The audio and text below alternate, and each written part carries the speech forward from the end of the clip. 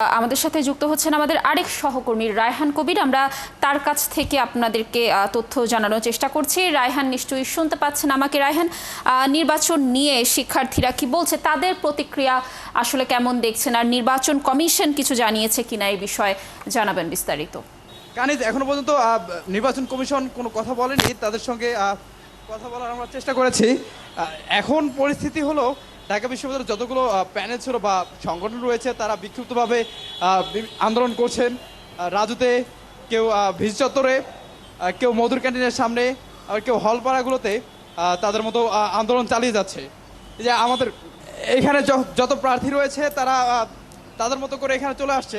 আমরা একজন প্রার্থীকে পেয়েছি, আমরা জাস্ট তাদের কাছে শুনবো তারা এই ডিসিশনটাকে তারা কিভাবে দেখছে।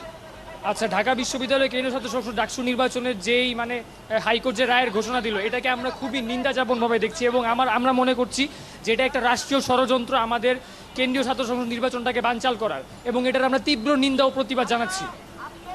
আমাদের সঙ্গে আরেকজন প্রার্থী রয়েছেন, আমরা একটু তার কাছে শুনবো যে আসলে তারা এই রায়টাকে কিভাবে দেখছে। রায়টাকে আমরা অবশ্যই একটা অশনি সংকেত এবং ষড়যন্ত্র হিসেবে দেখছি। কারণ হুট করে আমাদের ডাকসু নির্বাচনে যে 9 সেপ্টেম্বর নির্বাচন হওয়ার কথা, আমাদের কিন্তু বিশ্ববিদ্যালয় প্রশাসন, নির্বাচন কমিশন সহ শিক্ষার্থীরা সব ধরনের প্রস্তুতি গ্রহণ করেছে। করেই হাইকোর্টের এরকম রায় আমরা সকল শিক্ষার্থীরা কিন্তু প্রত্যাখ্যান করেছি এবং এই রায়কে আমরা একটি ষড়যন্ত্র হিসেবে দেখছি।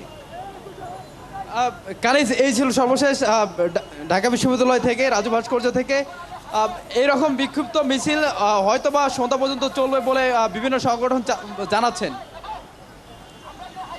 রায়হান, ধন্যবাদ আমাদের সাথে যুক্ত থাকার জন্য। দর্শক, যেমনটি বলছিলাম যে ঢাকা বিশ্ববিদ্যালয় কেন্দ্রীয় ছাত্র সংসদ ডাকসু নির্বাচন স্থগিত করার কিছুক্ষণের মধ্যেই সেই আদেশ স্থগিত করেছে চেম্বার আদালত। সেখান থেকে জানাচ্ছিলেন আমাদের সহকর্মী রায়হান কবির। এবং